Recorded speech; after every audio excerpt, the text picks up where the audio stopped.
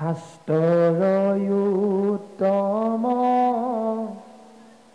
গীতা ভাগৱত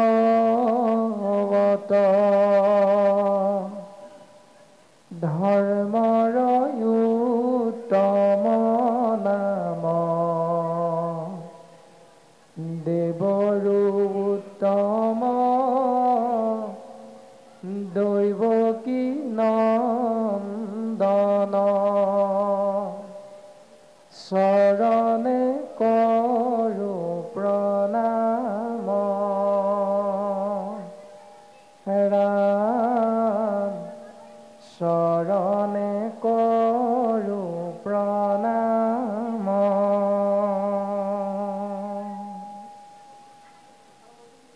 শাস্ত্ৰৰ উত্তম হ'ল গীতা ভাগৱত আৰু ধৰ্মৰ উত্তম হ'ল নাম, দেৱৰ উত্তম হ'ল দৈৱকী নন্দন আৰু সেইজনাৰ চৰণ কমলতে সমস্ত জীৱই যদি শৰণ গ্ৰহণ কৰে, আশ্ৰয় গ্ৰহণ কৰে, তেতিয়াহ'লে সেই জীৱৰ প্ৰতি ভগৱন্ত পুৰুষৰ পূৰ্ণ কৃপা বৰিষণ হয়।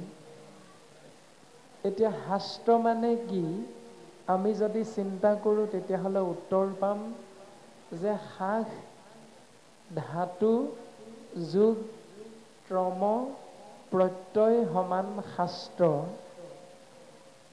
য'ত মাতংগৰূপী জীৱক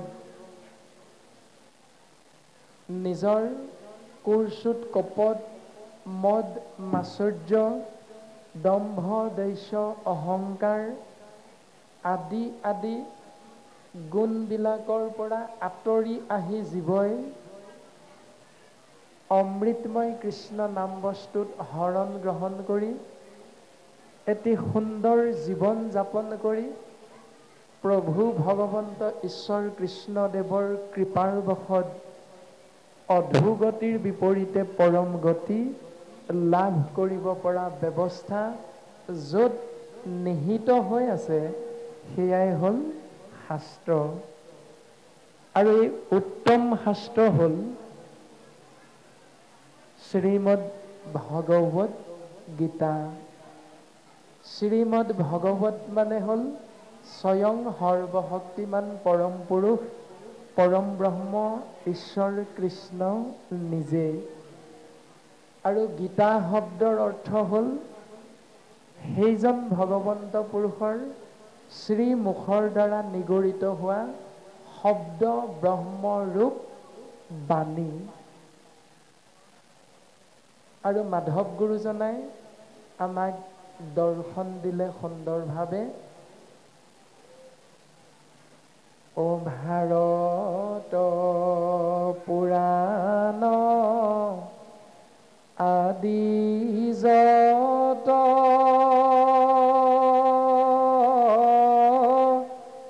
প্ৰকাশ কৰ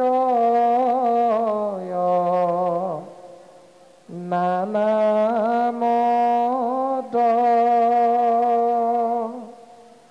যত মহাজন খবৰ সভা মধ্যত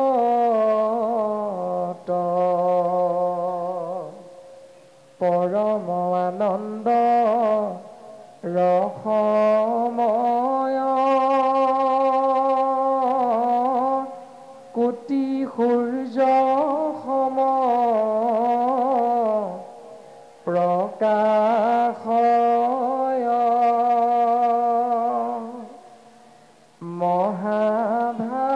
মহাভাগৱত নোহন্ত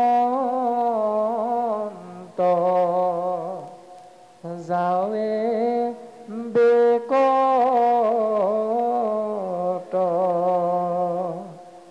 ৰাম মহাভাগৱত নোহন্ত যাৱে বেকত।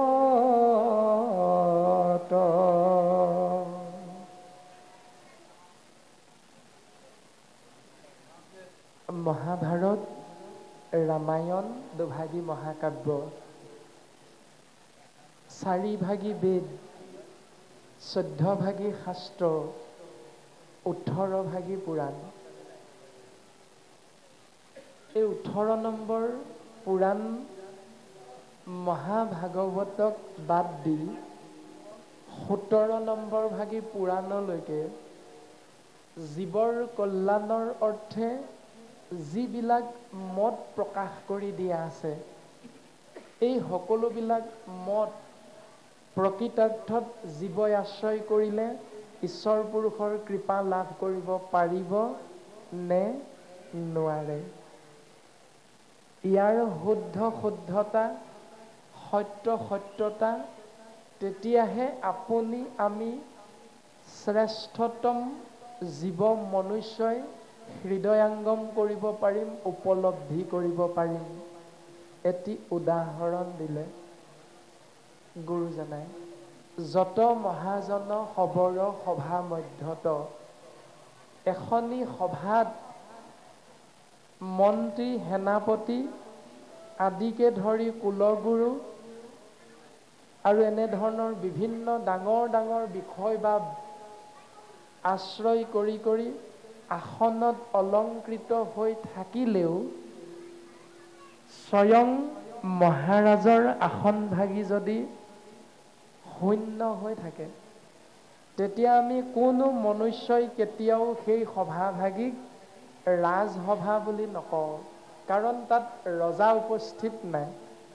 সেইকাৰণে সেই সভাভাগিক আমি সাধাৰণ সভা বুলি প্ৰত্যেকেই নামাকৰণ কৰিম। ঠিক তেনেকৈ পৰম আনন্দ ৰসময়, পৰম আনন্দ ৰসযুক্ত কোটি সূৰ্য সম প্ৰকাশ হয়।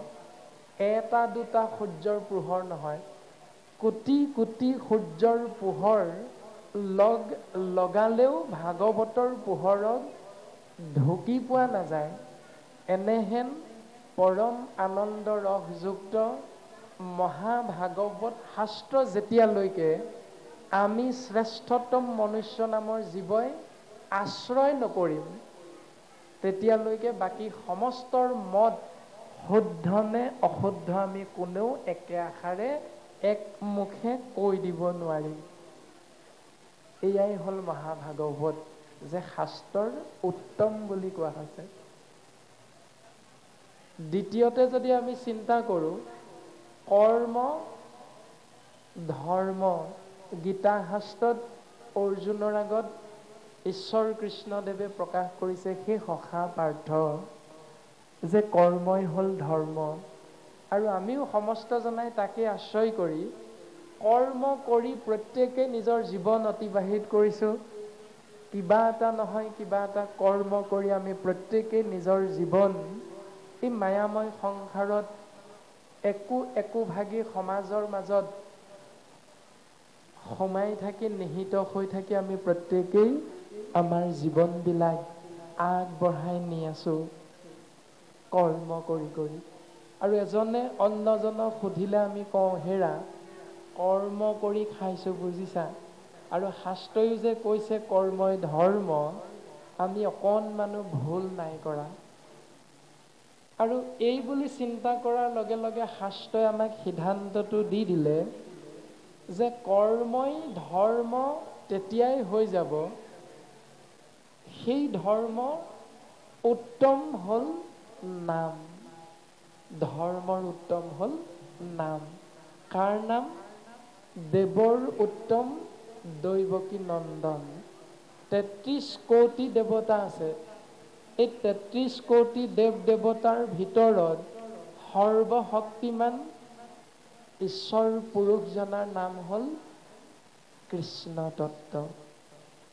আৰু সেইজনা দৈৱকী নন্দন শ্ৰীকৃষ্ণ হ'ল সগুণ সাকাৰ ৰূপ, যাক আমি চকুৰে দৰ্শন পাব পাৰি,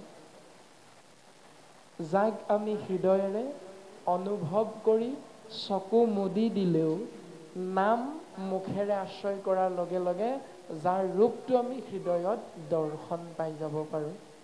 সেইজনা হ'ল ৩৩ কোটি দেৱতাৰ ভিতৰত শ্ৰেষ্ঠ। আৰু সেইজনা দৈৱকী নন্দন ঈশ্বৰ কৃষ্ণদেৱৰ নামত আশ্ৰয় গ্ৰহণ কৰা ব্যৱস্থাটো কৰ্মটোৱে হ'ল শ্ৰেষ্ঠতম ধৰ্ম। যিটো কথা কৃপালু শ্ৰীমন্ত শংকৰদেৱ গুৰুজনাই কৃষ্ণ দৈপায়ন বেদব্যাসৰ দ্বাৰা প্ৰণয়ন কৰা সংস্কৃত মূলৰ ভাগৱতৰ পৰা অসমীয়ালৈ অনুবাদ কৰোঁতে দ্বিতীয় স্কন্ধ মহাভাগৱত শাস্ত্ৰত এটি উপদেশ সুন্দৰভাৱে গুৰুজনাই দৰ্শন কৰালে। হয়তো কালি আপোনাসৱৰ এই অঞ্চলৰে ভাগৱত আচাৰ্য উজ্জ্বল সৌকাধৰায়ো আপোনাসৱৰ অগ্ৰত এই কথাটো অৱগত কৰি গৈছিল যে উবা নৰলোক হৰি ভজিওক, ধৰা ইটো উপদেশ, এৰা আলজাল জীৱা কতকাল, জৰা ভৈল পৰবেশ। হে পৃথিৱীৰ নৰ সমস্ত, তোমালোকে উপদেশটো লোৱাচোন। শাস্ত্ৰৰ সেই উপদেশটো কি? উবা নৰলোক হৰি ভজিওক। তোমালোকে কেৱল এক দেৱ এক হেৱ একত বিনে নাইকেও এই পৰম সত্যটো আশ্ৰয় কৰিবলৈ চেষ্টা কৰা। কিয় চেষ্টা কৰিবা? জীৱা কতকাল, জৰা ভৈল পৰবেশ। কিমান দিন এই সংসাৰখনত আমি জীয়াই থাকিম কোনেও নাজানো। কোনেও আমি গেৰাণ্টি দিব নোৱাৰোঁ যে 5 মিনিটমানৰ পাছতেই এই পবিত্ৰ পুণ্য ধামত থকা কোনোবা এজন শইকীয়া দত্ত গগৈ কলিতা উপাধিৰ বাপ আই হয়তো এই সংসাৰ এৰি যাব লগা হৈ যাব পাৰে। আমি কোনেও নাজানো। কোনেও আমি গেৰাণ্টি দিব নোৱাৰোঁ আমি 50 বছৰ জীয়াই থাকিম, 100 বছৰ জীয়াই থাকিম আদি আদি ধৰণে। জৰা ভৈল পৰবেশ। জৰা মানে বাৰ্ধক্য, অৰ্থাৎ বেমাৰ আজাৰে এই 24 তত্ত্বৰে গঠিত শৰীৰটোত আক্ৰমণ কৰিব আৰু আক্ৰমণ কৰি শৰীৰটোৰ পৰা জীৱ ওলাই যাবলৈ এদিন বাধ্য কৰি দিব। সেইকাৰণে সেই জীৱ অন্য দেৱী দেৱ নকৰিবা সেও, গৃহো নপঢ়িবা তাৰ, মূৰ্তিকো নাচাইবা প্ৰসাদো নাখাইবা, ভক্তি হৈব ব্যভিচাৰ। অৰ্থাৎ ব্যভিচাৰ ভক্তিৰ মাজেৰে তোমালোকৰ জীৱন আগবঢ়াই নিবলৈ কোনো দিনেই চেষ্টা নকৰিবা। বিপৰীতে কি কৰিবা? এক কৃষ্ণ দেৱ কৰিওক সেৱ, ধৰিও তাহান নাম, কৃষ্ণ দাস হৈয়া প্ৰসাদ ভঞ্জিয়া, হস্তে কৰা তান কাম। এইটোৱে হ'ল ধৰ্মৰ উত্তম নাম। আমাক সুন্দৰভাৱে দ্বিতীয় স্কন্ধত গুৰুজনাই উপদেশ প্ৰদান কৰি দিলে। এক কৃষ্ণদেৱ কৰিওক সেৱ। ঈশ্বৰ এজন, সেইজনাৰ চৰণ কমলতে কায় বাক্য মন চিত অৰ্পণ কৰি দিয়া সুদৃঢ় বিশ্বাসে। আৰু তেতিয়াই তোমালোকে ভাবি থকা শ্ৰেষ্ঠতম ধৰ্মটো কৰা হৈ যাব। আৰু এই ভাগৱত শাস্ত্ৰৰ বিষয়ে আমাক এনেধৰণে সিদ্ধান্ত দিলে,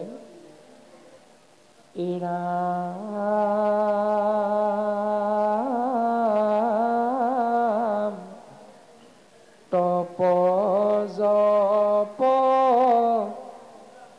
যজ্ঞ দান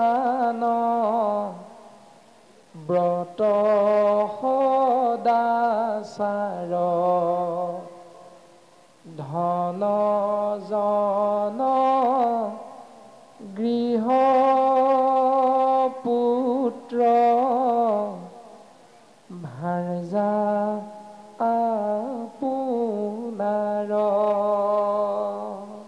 তপ জপ যজ্ঞ দান ব্ৰত সদাচাৰ, ধন জন গৃহ পুত্ৰ,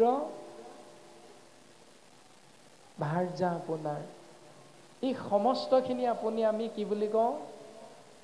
মোৰ মোৰ বুলি কৈ থাকোঁ। যে মোৰ ধন, মোৰ জন, মই হলো মহাজন।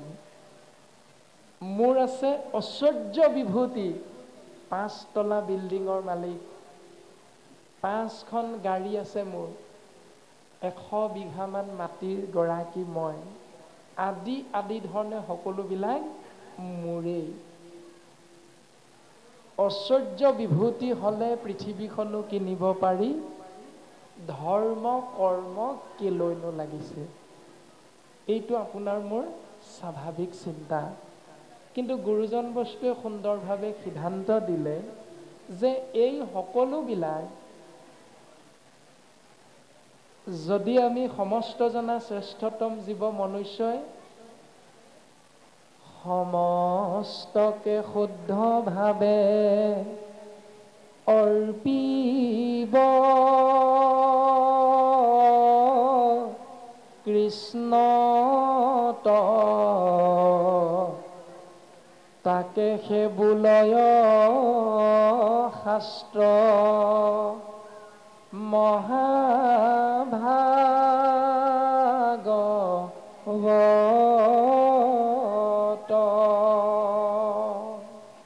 এই সমস্তবিলাক যদি আমি মনুষ্য নামৰ জীৱই কায় বাক্য মন চিত্ত সুদৃঢ় বিশ্বাসে ঈশ্বৰ কৃষ্ণদেৱৰ চৰণ কমলত অৰ্পণ কৰি দিব পাৰোঁ, তেতিয়াহ'লে এয়াই হ'ল শাস্ত্ৰ ভাগৱতৰ নিৰ্দেশ, আৰু আপুনি মই মহাভাগৱত ধৰ্ম বুলি বুজিব পাৰিম। এনেধৰণে আমাক মহাভাগৱত শাস্ত্ৰৰ বিষয়ে সুন্দৰভাৱে বুজিব পৰাকৈ উপদেশ প্ৰদান কৰিছে। আৰু আপোনাসৱ সমস্ত জনা দিকচু খনিকৰ গাঁওবাসী ভক্তপ্ৰাণ ৰাইজে এইটোকে আজি 4 দিন প্ৰমাণ কৰি দিলে যে ধন জন পুত্ৰ ভাৰ্যা ঐশ্বৰ্য বিভূতি সমস্ত আপোনাসৱে নামঘৰত কায় বাক্য মন চিত্তে সুদৃঢ় বিশ্বাসে অৰ্পণ কৰি দিছে। 4 দিন আপোনাসৱে ইয়াত উপবিষ্ট হৈ থাকি। আৰু আমাৰো পৰম সৌভাগ্য আপোনাসৱৰ মাজৰেই কেইজনমান পৰম বৈষ্ণৱে আমি মহামূঢ়মতীক আজিৰ পৰা প্ৰায় এমাহমানৰ আগতে যোগাযোগ কৰি আপোনাসৱ মহামহন্তৰ চৰণ কমলত অমৃতময় কৃষ্ণ নাম বস্তুৰে সেৱা কৰাৰ সৌভাগ্যৱন্ত কৰি তুলিলে। পুনশ্চ আমি সমস্ত জনাৰে চৰণ কমলত সেৱা নিবেদন কৰা হৈছে। আৰু আজি বৰ্তমান যি পাঠ একাদশ স্কন্ধ আলোচনা হৈ আছে, আমি পাঠৰ মাধ্যমেৰে আপোনাসৱৰ মাজত অমৃতময় কৃষ্ণ নাম শ্ৰৱণ কীৰ্তন মহাভক্তি সীমিত জ্ঞানৰ জৰিয়তে প্ৰকাশ কৰিবলৈ চেষ্টা কৰা হ'ব। কৃষ্ণ কৃষ্ণ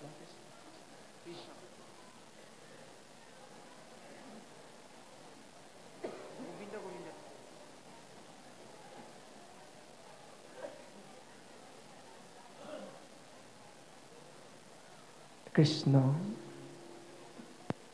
বৰ্তমান পাঠ হৈ আছিল একাদশ স্কন্ধ কৃষ্ণ উদ্ধৱ সংবাদ। আৰু আমি কৃষ্ণ উদ্ধৱ সংবাদৰ যি পদচন্দ, এই পদচন্দ ভাগিৰ ওপৰতে আমি আপোনাসৱৰ অগ্ৰত আঁত ধৰিবলৈ চেষ্টা কৰা হ'ব। যি ভুল ক্ৰুটি ৰৈ যাব আপোনাসৱ মহামহন্তে আমাক ক্ষমা দিব। আমি পুনশ্চ সেৱা নিবেদন কৰা হৈছে। আমি সমস্ত জনা জীৱ আত্মা পঞ্চভূত 24টি তত্বৰে গঠিত শৰীৰত প্ৰৱেশ কৰিলোঁ। কাৰ কৃপাৰ বশত? সৰ্বশক্তিমান ঈশতত্ব পৰম পুৰুষ ভগৱানৰ কৃপাৰ বশত। আমি যদি সৰ্বপ্ৰথমেই চিন্তা কৰোঁ, পঞ্চভূত মানে কি? মাটি, পানী, বায়ু, অগ্নি, আকাশ। এয়া হ'ল পঞ্চভূত। এই পঞ্চভূত যিজনাই সৃষ্টি কৰিছে সেই সৰ্বশক্তিমানজনৰ নাম হ'ল ভগৱান। ভগৱান শব্দই আমাক সুন্দৰভাৱে নিৰ্দেশনা দিছে। ভ মানে হ'ল ভূমি, অৰ্থাৎ মাটি বা পৃথিৱী। গ মানে হ'ল গগন, অৰ্থাৎ আকাশ। উ মানে হ'ল বায়ু। আ মানে হ'ল অগ্নি। ন মানে হ'ল নীৰ, অৰ্থাৎ পানী। মাটি, পানী, বায়ু, অগ্নি, আকাশ এই পঞ্চভূত। যিজনে সৃষ্টি কৰিছে সেই সৰ্বশক্তিমান ঈশ তত্ত্বৰ নাম ব্ৰহ্ম হ'ল ভগৱান। আৰু তেৰাই এটি জীৱ দেহ সৃষ্টি কৰিলে। সেই দেহটোত ২৪টা তত্ত্ব নিহিত হৈ আছে। সেই ২৪টা তত্ত্ব হ'ল পঞ্চ কৰ্মেন্দ্ৰিয় যোগ পঞ্চ জ্ঞানেন্দ্ৰিয় সমান ১০ ইন্দ্ৰিয়, যোগ ১০ প্ৰাণ সমান ২০, যোগ মন, চিত, বুদ্ধি আৰু অহংকাৰ। এই ২৪টা তত্ত্বৰে গঠিত আমাৰ এই মনুষ্য নামৰ শৰীৰ। এই শৰীৰটোতে সৰ্বশক্তিমান ভগৱানৰ কৃপাৰ বশত জীৱ আত্মা আহি প্ৰৱেশমান হ'ল। আৰু এই জীৱাত্মাৰ প্ৰতীক স্বৰূপ মহাভক্ত উদ্ধৱ, পৰম আত্মা ঈশ তত্ত্ব হ'ল শ্ৰীকৃষ্ণ, যাক আমি দৈৱকী নন্দন কৃষ্ণ বুলি কওঁ বা সমস্ত জনাই কম বেছি পৰিমাণে বুজি পাওঁ। এই মহাভক্ত উদ্ধৱে ভগৱন্ত পুৰুষৰ কাৰ্যকলাপ দৰ্শন কৰি ভগৱন্ত পুৰুষৰ দুখানি অভয় চৰণ কমলত পৰি বাগৰি বাগৰি কান্দিছে, মাথোন কান্দিছে। আপোনাসৱ সৰ্বজানন্তা, আমি বৰ বিশেষ আগলৈ যোৱা নাই। এইখিনিৰ পৰাই আমি পদচন্দৰ আঁত ধৰিবলৈ চেষ্টা কৰা হৈছে। আগৰখিনি আপোনাসৱ সমস্ত জনাই ইতিমধ্যে শ্ৰৱণ কৰিলে। আৰু আমি যিখিনিত ইতিমধ্যে পাঠ ৰখাই দিয়া হৈছিল, আমি সেইখিনিৰ পৰা আঁত ধৰিবলৈ চেষ্টা কৰা হ'ব। আমি সমস্ত জনাই এই কথাটো বুজি পাওঁ যে এই জীৱ ব্ৰহ্ম, পৰম ব্ৰহ্ম ঈশ তত্ত্বৰ কৃপাৰ বশত আহি এই শৰীৰটোত প্ৰৱেশ কৰাৰ লগে লগে ১০ মাহ ১০ দিন মাতৃগৰ্ভত থাকি মাতৃগৰ্ভৰ পৰা এই পৃথিৱীলৈ অহাৰ লগে লগে পাঁচটা ধাৰ লাগি আহে। আমাৰ প্ৰত্যেকৰে পাঁচটা ধাৰ লাগি আহে। ঋণ যুক্ত হ'ব লগা হয় আমি। এই ধাৰ কেইটা, ঋণ কেইটা কি বুলি আমি যদি চিন্তা কৰোঁ, তেতিয়াহ'লে শাস্ত্ৰই আমাক সিদ্ধান্ত দিছে যে দেৱ, পিতৃ, ভূত, ঋষি, কুটুম্বজনৰ উপজিলে তাসম্বাৰ ঋণী হোৱে নৰ। নৰ মানে মনুষ্য। এই মনুষ্য নামৰ জীৱই এই সংসাৰখনত মাতৃগৰ্ভ এৰি যেতিয়া আমি এই পৃথিৱীত প্ৰৱেশ কৰোঁ, তেতিয়াই ৫টা ধাৰত আমি পোত খাই যাওঁ। এই 5টা ধাৰ হ'ল দেৱ ঋণ, পিতৃ ঋণ, ভূত ঋণ, ঋষি ঋণ আৰু পোষ্য বা কুটুম্ব ঋণ। উপজিলে তাসম্বাৰ ঋণী হোৱে নৰ। আমি প্ৰত্যেকেই এই ধাৰত পৰিব লগা হয়। কিন্তু এই ধাৰবিলাকৰ পৰা মুক্ত হ'বলৈ আমি কি কৰিম? শাস্ত্ৰই আমাক কি নিৰ্দেশনা দিছে? যদি এই নিৰ্দেশনাটো আমি চিন্তা কৰোঁ, তেতিয়াহ'লে আমি এই বুলিও হয়তো কোনো বাপ আয়ে ভাবোঁ, কিয় ভাবিম, কিয় চিন্তা কৰিম? তেতিয়া আমি শাস্ত্ৰৰ আশ্ৰয় কৰিলে উত্তৰটো পাম। ভাগৱত শাস্ত্ৰৰ আৰম্ভণিতে এক শব্দ ব্ৰহ্মৰে আমাক এটি সিদ্ধান্ত দিলে, মংগলাচৰণ। অৰ্থাৎ মংগল যোগ আচৰণ সমান মংগলাচৰণ। আমি যে আজি এই নামঘৰলৈ আহিলোঁ, কিয় আহিলোঁ? প্ৰশ্ন হয়তো প্ৰত্যেকৰে আমাৰ হয় মনৰ মাজত, নামঘৰলৈ যাব লাগে, কিন্তু কিয় যাব লাগে? ভকতৰ সংগত সেৱা কৰিব লাগে, নকৰিলেনো কি হ'ব? আমাৰ মনৰ মাজত উকমুকাই থাকে এনে কিছু কিছু ভাৱনা। আমাৰ বয়সৰ যুৱকসকলে বা উঠি অহা যুৱচামে, যুৱতীসকলে চিন্তা কৰা দেখা যায় যে আমাৰ এতিয়া নামঘৰলৈ ধুতি পঞ্জাবী চাদৰ মেখেলা পিন্ধি যাবৰ বয়স নাই হোৱা। এই যিবিলাক নামঘৰত গৈ কীৰ্তন গ্ৰন্থ, নামঘোষা শাস্ত্ৰ, ভাগৱত গীতা যে পঢ়ি থাকে, এইটো বুঢ়াবিলাকৰহে কাম। এই বুঢ়ীবিলাকৰ কাম, আমাৰ এতিয়াই নামঘৰলৈ যাব নাই হোৱা। এনেকুৱা কিছু কিছু চিন্তা আমাৰ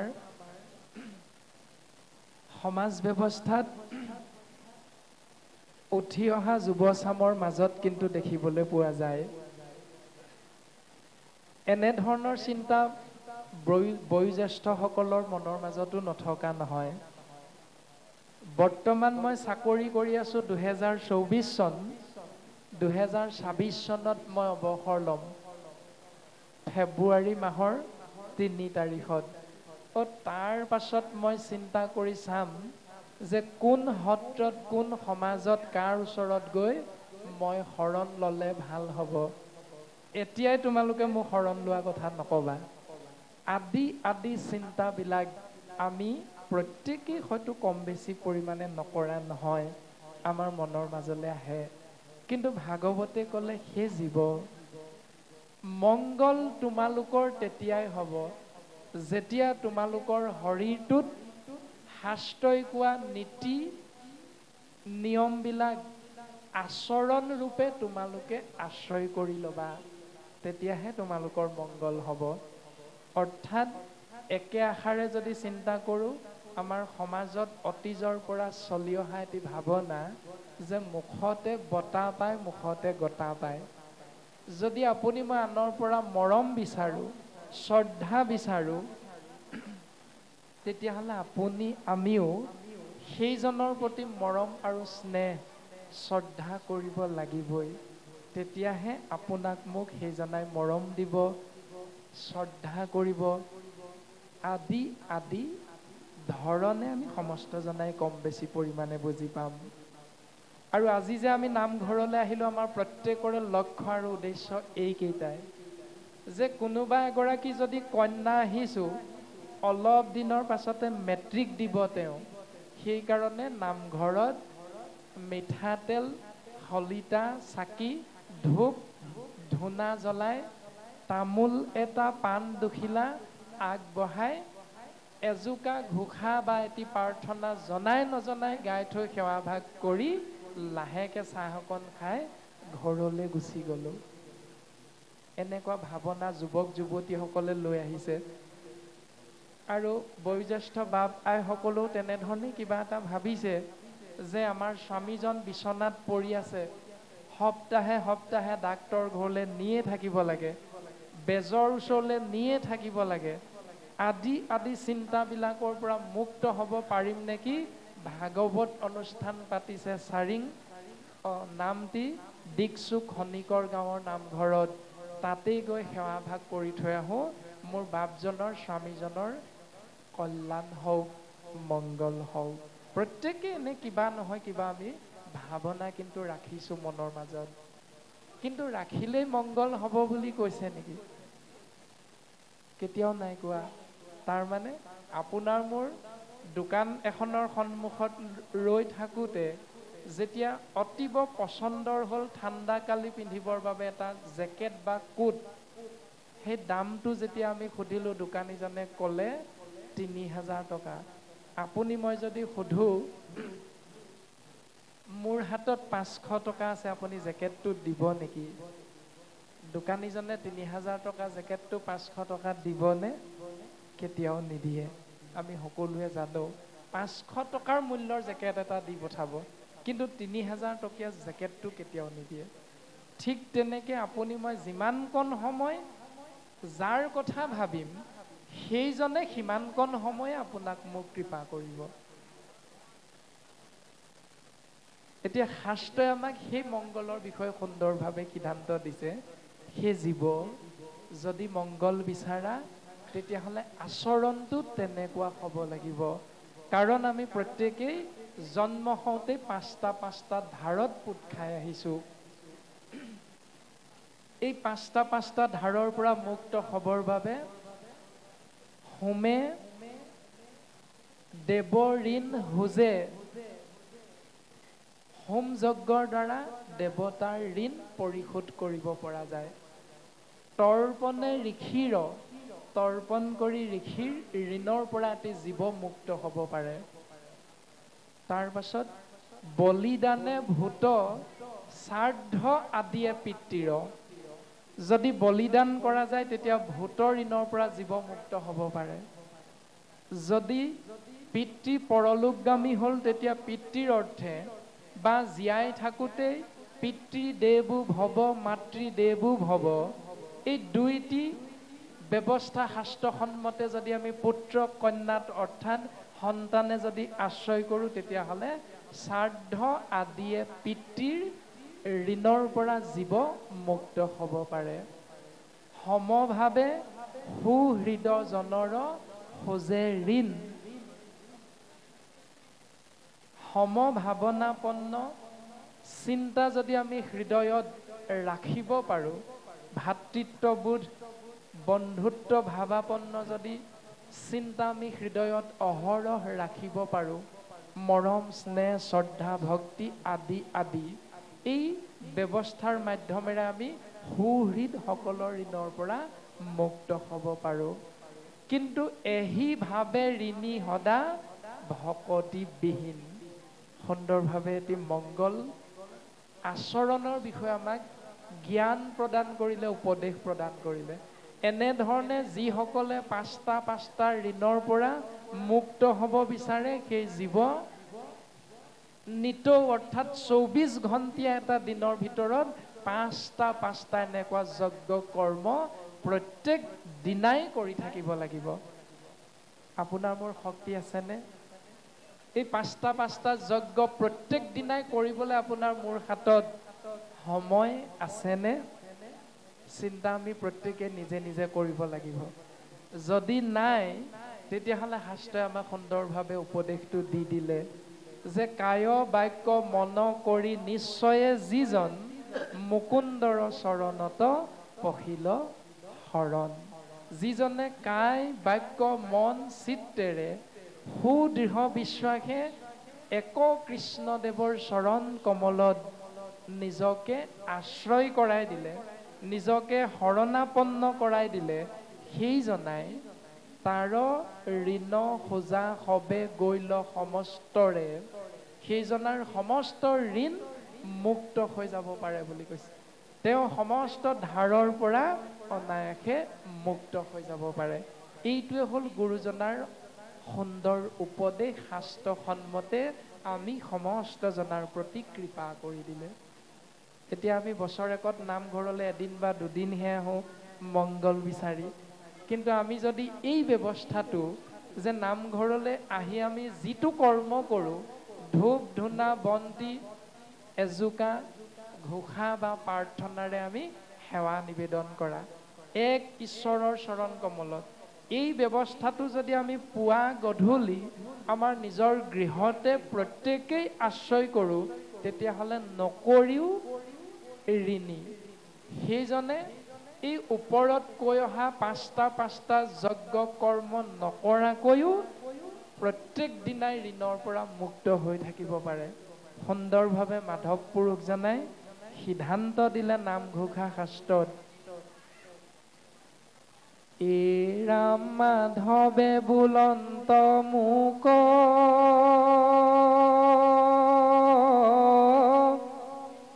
কৃষ্ণ কৃষ্ণ কৃষ্ণ বুলি সদায় সোমৰে যিটো জন জলহন্তে যেন পদ্ম নৰকৰ পৰাতাংক আপোনো উদ্ধাৰো ৰংগ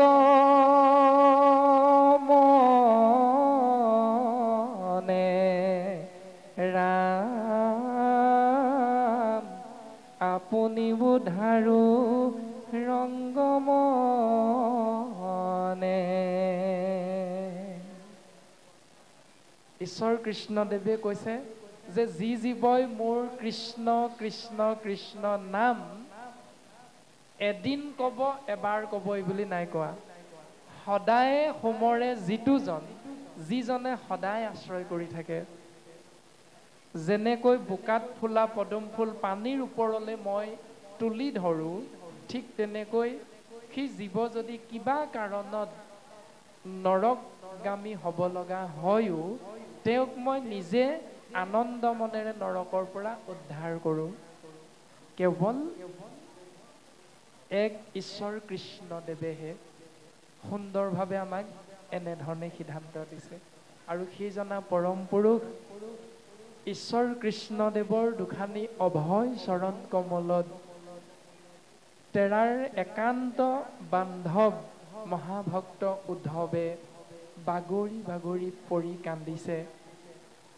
কি বুলি কান্দিছে, কিয় কান্দিছে, আমি যদি চিন্তা কৰোঁ তেতিয়া সমস্ত জনাই উত্তৰ পাম যে ভগৱন্ত পুৰুষে এই ধৰাধামত অৱতৰণ হয়। যদা যদা হি ধৰ্মস্য গ্লানিৰ্ভৱতি ভাৰত অভ্যুত্থানমধৰ্মস্য তদাত্মানম সৃজম্যহম পৰিত্ৰাণায় সাধূনাম বিনাশায় সদুষ্কৃতাম ধৰ্ম সংস্থাপনাৰ্থায় সম্ভৱামি যুগে যুগে। হে সখা পাৰ্থ, মই এই ধৰাধামত অৱতৰণ হওঁ এই কাৰণে।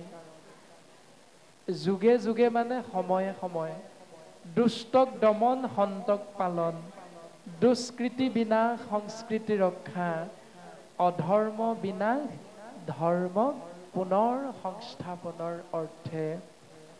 আৰু সেই বাক্য ৰক্ষা কৰি ভগৱন্ত পুৰুষে সত্য ত্ৰেতা দুয়ো যুগ পাৰ হৈ দ্বাপৰ যুগৰ শেষৰ ফালে দৈৱকী নন্দন শ্ৰীকৃষ্ণ হিচাপে কংসৰ কাৰাগাৰত মথুৰা নগৰত অৱতৰণ হ'ল। আৰু প্ৰায় 125 বছৰ কাল ধৰাধামত থাকি পূৰ্ব সিদ্ধান্ত অনুসৰি দেৱতাক দিয়া সমস্ত কাৰ্য সম্পাদন কৰি তেৰাই স্বধাম বৈকুণ্ঠলৈ যাবলৈ চিন্তা কৰিলে। আৰু বৈকুণ্ঠলৈ যাবলৈ চিন্তা কৰি বিখ্যাত ভাৰত যুদ্ধ সম্পাদন কৰিলে, কৌৰৱ পাণ্ডৱৰ যুদ্ধ কৰালে। তাৰ পাছত গান্ধাৰীৰ দ্বাৰা অভিশাপিত হৈ তেৰাই নিজৰ যদু বংশকো ধ্বংস কৰালে। পিণ্ডাৰক নামৰ তীৰ্থত ত্ৰিকালদৰ্শী ঋষি মুনিসকলক একত্ৰাপিত কৰোৱাই তেৰাৰ ধৰ্ম পত্নী জাম্বৱতী, যিজন পৰম ভক্ত জাম্বৱন্তৰ কন্যা জাম্বৱতী, সেই জাম্বৱতীৰ পুত্ৰ শাম্ব কুমাৰ আৰু তেৰাৰ লগৰীয়াসকলৰ দ্বাৰা গৰিহিত কৰ্ম কৰোৱাই পুনশ্চ ঋষিৰ অভিশাপত অভিশাপিত হৈ তেৰাই নিজৰ যদুবংশ ধ্বংস কৰিলে।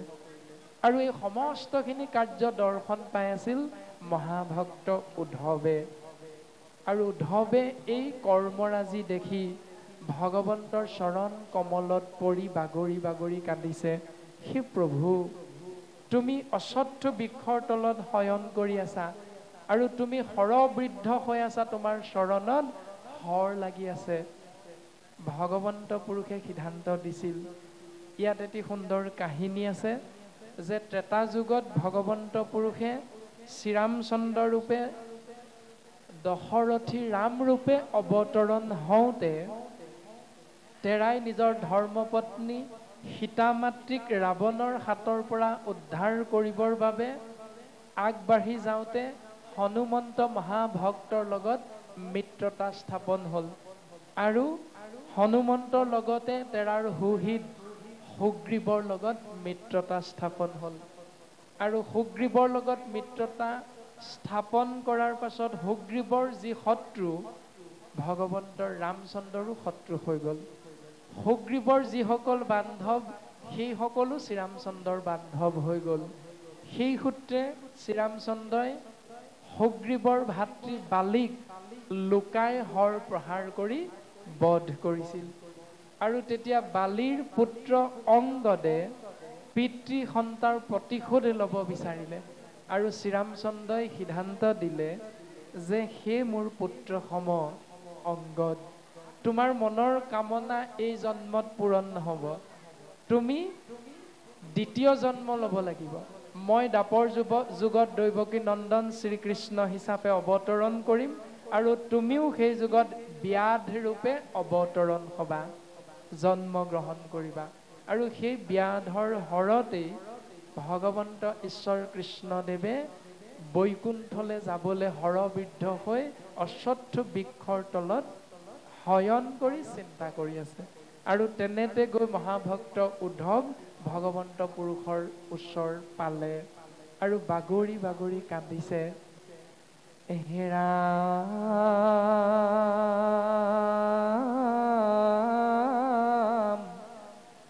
শয়নে ভোজনে স্নান গোপ্যস্থানে সদা সেৱা কৰোঁ আমি, তোমাক নেদেখি ৰাখি পান প্ৰভু, কিমতে বৰ্তিব স্বামী।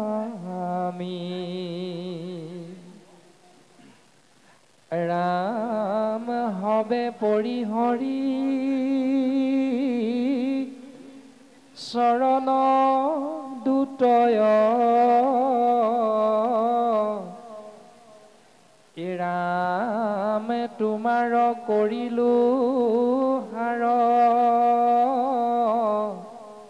তুমি এৰিলাতে ঐ বন্ধু মাধৱ, দিনতে দেখুৱা আন্ধাৰ। হে প্ৰভু, শয়নে ভোজনে অৰ্থাৎ শুওঁতে খাওঁতে উঠোঁতে বহোঁতে বাক্যে বচনে সকলোতে মই কেৱল তোমাৰ কথাহে চিন্তা কৰি আছিলোঁ প্ৰভু। তথাপিতো তুমি মোক এৰি থৈ বৈকুণ্ঠলৈ যাব বিচাৰিছা। প্ৰভু, তুমি যদি মোক এৰি থৈ যোৱা, মইতো দিনতে আন্ধাৰ দেখা পাম প্ৰভু। গতিকে তুমি মোক কৃপা কৰা, তোমাৰ লগত মোকো লৈ যোৱা। এই কথাটো যদি আমি আমাৰ লগত সাম্প্ৰতিক সময়ত বাস্তৱ ছবিখনেৰে চিন্তা কৰোঁ, তেতিয়াহ'লে উত্তৰটো পাম, দুখ কৰি ধন ধান আৰ যে যত মানে, আপুনি আমি মনুষ্য নামৰ জীৱই চাকৰি বাকৰি হাজিৰা খেতি বাতি আদি কৰি যিমান ধন ধান উপাৰ্জন নকৰোঁ কিয়, কৃষ্ণে এৰি লাতে হবে খাইব তাংক আনে। যেতিয়া আমাৰ এই শৰীৰটোৰ পৰা জীৱ ব্ৰহ্ম ওলাই গুচি যাব, তেতিয়াই এই সকলোখিনি আনে হস্তক্ষেপ কৰিব। এই সকলোখিনি আনৰ হৈ যাব, তেতিয়ালৈকেহে আপোনাৰ মোৰ নামত থাকিব, যেতিয়ালৈকে এই শৰীৰটোত পৰম ব্ৰহ্ম কৃষ্ণ তত্ত্ব প্ৰকাশমান হৈ থাকিব। আপোনাৰ সৰ্বজানন্দা জানেই যে পিতৃ পৰলোকগামী হোৱাৰ লগে লগে দুজন পুত্ৰৰ মাজত মাটিৰ ভাগ বতৰা কৰিবলৈ চিন্তা চৰ্চা আৰম্ভ হৈ যায়। কিন্তু যেতিয়ালৈকে পিতৃৰ নামত এই মাটি বাৰী নামজাৰি হৈ থাকিব, তেতিয়ালৈকে পুত্ৰই কেতিয়াও সেইবিলাক কৰিবলৈ সাহস নকৰে। কিন্তু যেতিয়া এই শইকীয়া নামৰ পিতৃৰ শৰীৰটোৰ পৰা জীৱ আত্মা ওলাই গুচি যাব, অৰ্থাৎ দুখ কৰি ধন ধান আৰ যে যত মানে, এই সংসাৰখনত দিনক ৰাতি কৰি ৰাতিক দিন কৰি তেজক পানী কৰি মোৰ ল'ৰা মোৰ ছোৱালী মোৰ গাড়ী মোৰ মাটি মোৰ বাৰী আদি বুলি ভাবি ভাবি যিমান আপুনি মই এই কৰ্মৰ মাজত নিজকে নিহিত কৰি ঈশ্বৰ কৃষ্ণৰ নামলৈ আমি পিঠি দিলোঁ, ভকতৰ সংগলে পিঠি দিলোঁ, কৃষ্ণে এৰি লাতে হবে খাইব তাংক আনে। এই সকলোবিলাক কৃষ্ণ তত্ত্ব আঁতৰি যোৱাৰ লগে লগে, যিহেতু আমাৰ এজন পিতৃৰ সন্তান আছিল দুজন, বাস্তৱসন্মত পৃথিৱীৰ সত্য ছবিখন আপোনাৰভাৱে জানে যে পিতৃ পৰলোকগামী হ'ল, পিতৃয়ে এৰি থৈ গ'ল মাটি সম্পত্তি, তেজক পানী কৰি হাড়ক মাটি কৰি তেৰাই ধন ধান ঘটিছিল যে পুত্ৰই ভালকৈ খাব।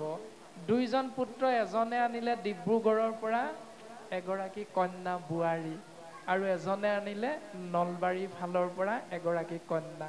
কিন্তু দুয়োগৰাকী কন্যাৰ বংশ পৰিচয়ৰ লগত পিতৃ মাতৃৰ কাৰো চিনাকি নাই। আৰু সেই দুগৰাকীৰ গৰ্ভত যি দুজন সন্তান জন্ম হ'ব, সেই দুজন সন্তানেই এই তেজক পানী কৰি হাড়ক মাটি কৰি ঘটি থৈ যোৱা ধনৰাশিৰ উত্তৰাধিকাৰী হৈ যাব।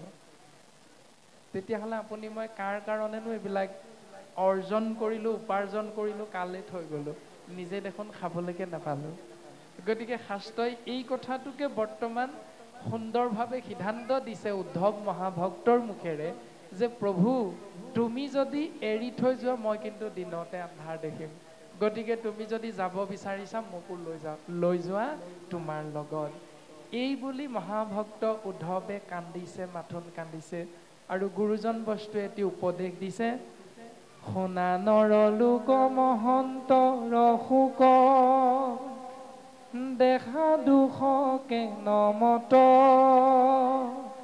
ধন জন যত জীৱন যৌৱন, জানা হবে অশাশ্বত।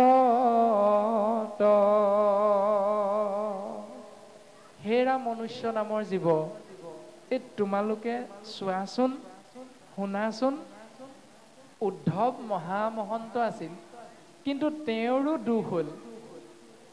তেওঁৰতো দুখ হ'ব নালাগিছিল।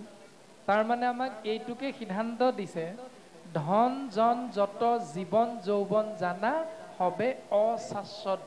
অশাশ্বত মানে অসত্য। এই সকলোবিলাক অসত্য। কোনে কাক দেৱ দুখ, কোনে কাক দেৱ সুখ, কোনে কৰি আছে অধিকাৰ, যত দেখা চৰাচৰ হৰি মই নিৰন্তৰ, ফলদাতা সবাৰো ঈশ্বৰ। কেৱল ঈশ্বৰেহে আপোনাক মোক মনৰ কামনা পূৰণ কৰিব। যদি আমি এই কথাটো নাজানো বুলি ভাবোঁ, তেতিয়াহ'লে আমি সকলোৱে বুজি পাওঁ যে এইটো আমি প্ৰত্যেকেই জানো। কোনেও নজনাকৈ থকা নাই, ভাবিব পাৰোঁ নাজানো বুলি, কিন্তু প্ৰত্যেকেই জানো। কেনেকৈ জানো? অ কৃপাৰ সাগৰ দৈৱ কি নন্দন, পুৰিও মনৰ কাম, ভকতৰ সংগ সদানুগোচক, মুখে তোৱা গুণনাম। এইটো আমি প্ৰত্যেকে বুজি পাওঁ, আৰু সেইকাৰণে প্ৰত্যেকে আমি এই জোকা ঘোষা আশ্ৰয় কৰোঁ। যদি আমি বিশ্লেষণ কৰোঁ এই ঘোষা জোকাৰ অৰ্থটো কি? কৃপাৰ সাগৰ কৃপাময়, কৰুণাৰ সাগৰ কৰুণাময়, দয়াৰ সাগৰ দয়াময় কোন? দৈৱকী নন্দন শ্ৰীকৃষ্ণ। যদি ৩৩ কোটি দেৱতা আছে, তেতিয়াহ'লে ৩৩ কোটি দেৱতাৰ ভিতৰত সাগৰ কোন? দৈৱকী নন্দন শ্ৰীকৃষ্ণ। বাকীসকল কি? বাকীসকল খাল, নৈ, বিল, নদ, নদী, জলাশয় আদিবিলাক। ৩৩ কোটি দেৱতাৰ ভিতৰত কৃষ্ণ হ'ল সাগৰ।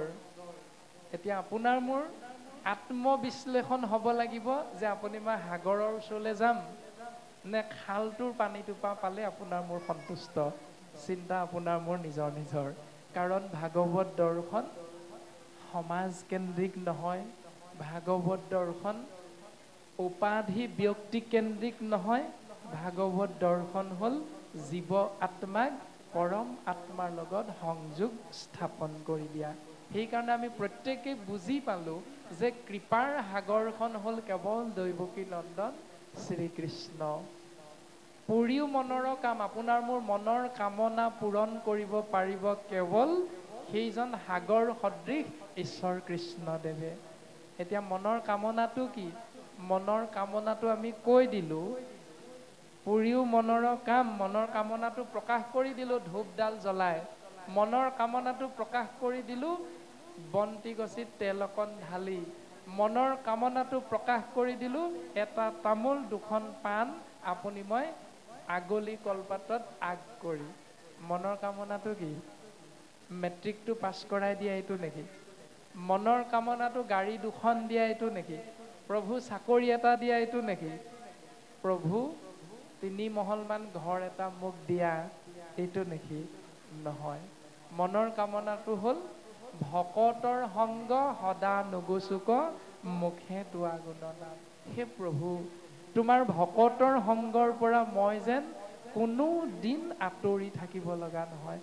প্ৰভু, তোমাৰ নাম যেন মোৰ মুখেৰে কেৱল অনৰ্গল অহৰ্নিশে আহি থাকে, এই কৃপা কৰিলেই হৈ যাব প্ৰভু। এই বুলিহে আমি প্ৰত্যেকেই কৈছোঁ। যদি এই বুলি কৈছোঁ, তেতিয়াহ'লে আপুনি মই চিন্তা কৰিব লাগিব, মংগল যোগ আচৰণ এইটো আমাৰ হৈছেনে নাই হোৱা এতিয়া। অৰ্থাৎ আমি সহজতে যদি বুজিবলৈ চেষ্টা কৰোঁ, তেতিয়াহ'লে আমি বুজিব পাৰিম এনেধৰণে যে কৃপাৰ সাগৰ দৈৱকী নন্দন ঈশ্বৰ কৃষ্ণদেৱৰ চৰণ কমলত আমাৰ মনৰ ভাৱনাটো অৰ্পণ কৰিলোঁ, ভকতৰ সংগ সদা নুগুচুক, মুখে তোৱা গুণ নাম। অৰ্থাৎ ঈশ্বৰৰ কৃপা লাভ কৰিবৰ বাবে যিখন দৰখাস্ত আমি মনেৰে দিবলৈ চিন্তা কৰোঁ, সেই দৰখাস্তখন আমি কাক দিব লাগিব? দৰখাস্ত কোনখন? বন্তি গছি হ'ল দৰখাস্ত। দৰখাস্ত কোনখন? গুৱা পাণ অৰিহণা।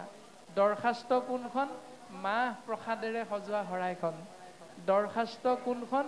ধূপ ধূনা আদি জ্বলাই হাতত লৈ আগবঢ়াই দিয়া সেই ব্যৱস্থাটো হ'ল দৰখাস্ত। এতিয়া সেই দৰখাস্তখন ক'ত দিবলৈ ক'লে? শাস্ত্ৰই সিদ্ধান্ত দিলে, দেৱতু তীৰ্থটো কৰি ভকতে সেবৰ, ভকতক ভজিলে গুচয় কৰ্মজৰ।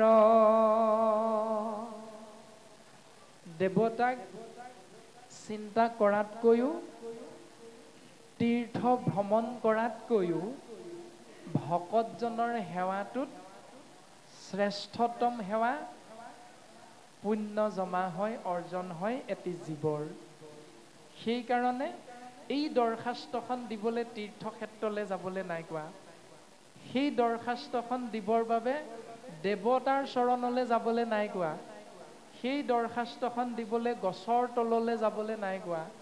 সেই দৰখাস্তখন দিবলৈ মাটিৰ সোণ ৰূপ কাঁহ পিতল আদি ধাতুৰে নিৰ্মিত নিৰ্জীৱ মূৰ্তিৰ আগলৈ যাবলৈ আপোনাক মোক নাই কোৱা। যাবলৈ কৈছে চৈতন্য মূৰ্তি ভকত ভাগৱতৰ ওচৰলৈ যাবলৈ কৈছে। এতিয়া আপুনি মই যদি সদায় এই চিন্তাটো আশ্ৰয় কৰোঁ, তেতিয়াহ'লে ধ্ৰুৱ সত্য শাস্ত্ৰই কৈছে মংগল হ'ব, হ'ব, হ'বই। কাৰণ যি ভাগি উত্তম শাস্ত্ৰ আপুনি মই ভাবিলোঁ গীতা, আপুনি মই ভাবিলোঁ ভাগৱত, এই দুই ভাগিক যদি আমি উত্তম গ্ৰন্থ বা শাস্ত্ৰ বুলি ভাবিছোঁ, দুই ভাগী শাস্ত্ৰই আমাক সুন্দৰভাৱে সিদ্ধান্ত দিলে, কৃষ্ণক পাইবাক লাগি ভকতে সে পন্থা। কৃষ্ণৰ কৃপা লাভ কৰিবলৈ ভকতৰ চৰণলৈ যোৱা। কোনে ক'লে ভকতৰ চৰণলৈ যাবলৈ? ইহাকে কহবৈ গীতা ভাগৱত গ্ৰন্থা। গীতা ভাগৱত গ্ৰন্থই এই কথাটোকে বাৰে বাৰে কৈ আছে, সেই জীৱ তোমালোকে ঈশ্বৰৰ কৃপা যদি বিচাৰা, নিজৰ যদি মংগল বিচাৰা, কেৱল একো কৃষ্ণদেৱ কৰিব কহিব। এজন ঈশ্বৰৰ চৰণ কমলত সেৱা নিবেদন কৰা।